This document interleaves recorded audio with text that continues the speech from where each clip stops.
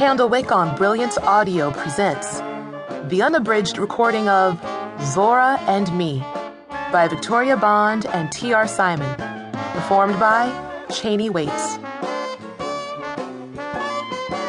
Chapter 1. It's funny how you can be in a story, but not realize until the end that you were in one. Zora and I entered our story one Saturday, 2 weeks before the start of 4th grade. That Saturday, while our mamas were shopping, Zora and I were sitting under the big sweet gum tree across the road from Joe Clark's storefront, making sure we were in earshot of the chorus of men that perched on his porch. We sat under the tree, digging our feet into the rich, dark soil, inviting worms to tickle us between the toes. We pretended to be talking and playing with the spiky monkey balls that had fallen from the sweet gum branches, but we were really listening to the menfolk's stories and salty comments and filing them away to talk about later on. That's when Sonny rapped, strolled up in his Sunday suit, strutting like he owned the town and not just a pair of new pointy shoes, and calling for folks to come watch him whoop a gator. Sonny was a young welder from Sanford who had come to Eatonville to court Maisie Allard. For 3 weekends straight, he'd been wooing her with sweet talk and wildflowers. When he wasn't with her, he was shooting his mouth off about how tough he was. That particular day, Sonny had managed to track down the king of the gators, the biggest and oldest one in Lake Maitland, Sanford, or Eatonville. The gator's name was Ghost, and for good reason.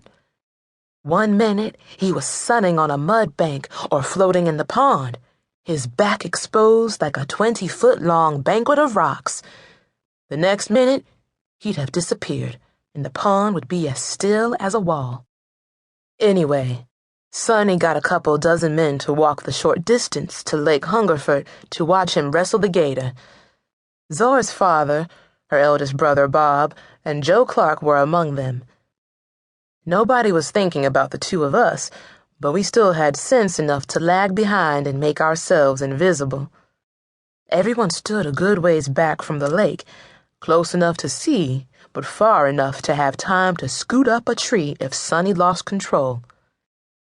Ghost lay still as death, but as Sonny approached, his eyes were like 2 slow-moving marbles. Before Sonny could jump Ghost from behind, the old gator swung his tail around and knocked Sonny off his feet. To this day, I can still see Joe Clark running towards Sonny, yelling, "Roll! Roll!"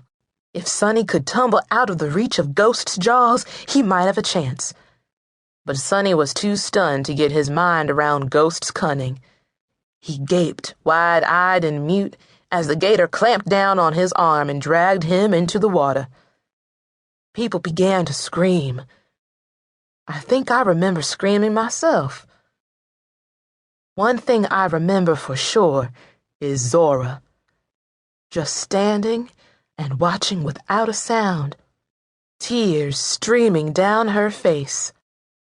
Joe Clark is a big man, but he hesitated for a second, a grown man paying respect to his fear before diving into the water.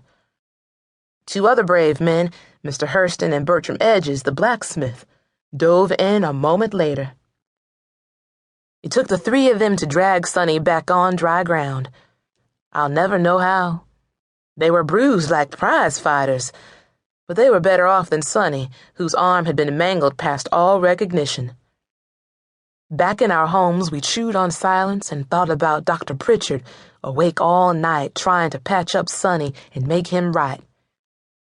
The next morning, Joe Clark rode to all the churches in his capacity as town marshal and gave the pastors the news. Sonny didn't make it. For 2 weeks after that, you would see pairs of grim men with shotguns scouring the ponds for a sign of Ghost, but they found nothing.